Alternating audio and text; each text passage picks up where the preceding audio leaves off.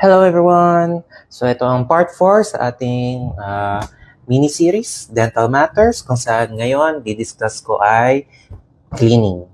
So ano nga bang inaalis natin sa cleaning?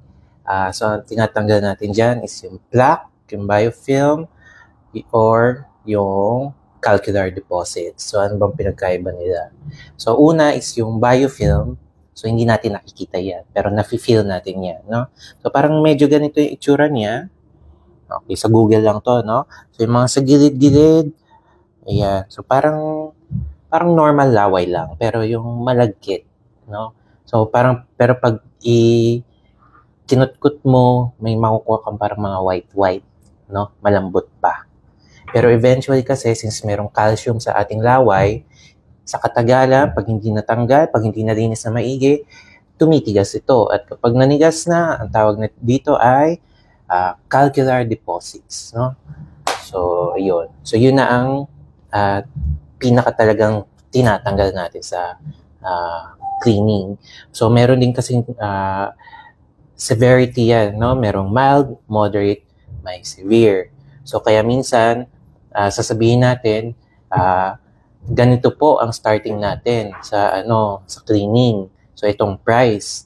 Tapos yung keyword doon, starting, no? Starting.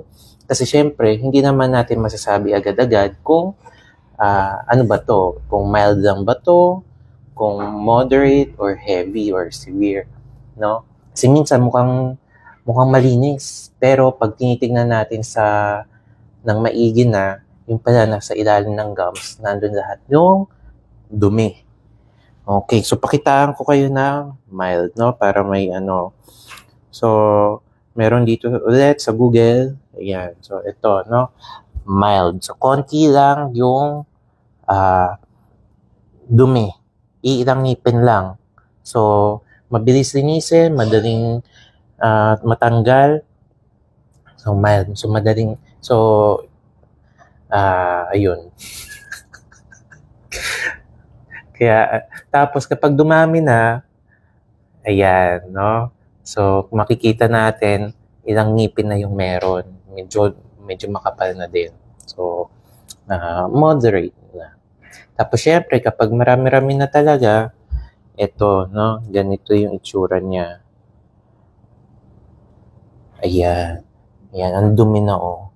Tapos, may mga stains pa.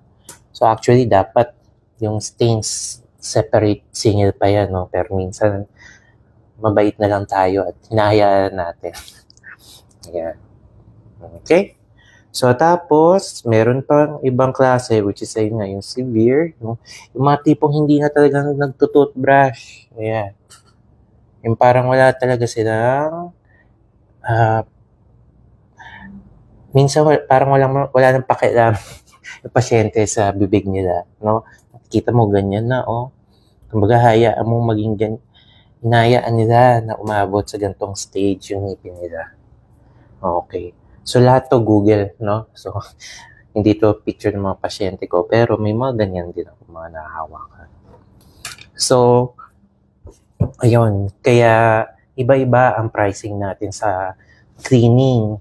Minsan, sinasabi natin, ganito starting, tapos pagdating sa magugulat na lang tayo na, bakit iba mas mahal?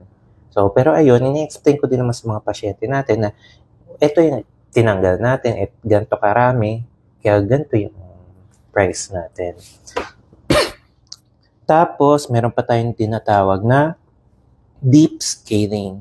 So, iba naman yun, no? Iba pa yun sa cleaning, pero halos cleaning na lang din yun, no? So, next time ko na yun i-explain.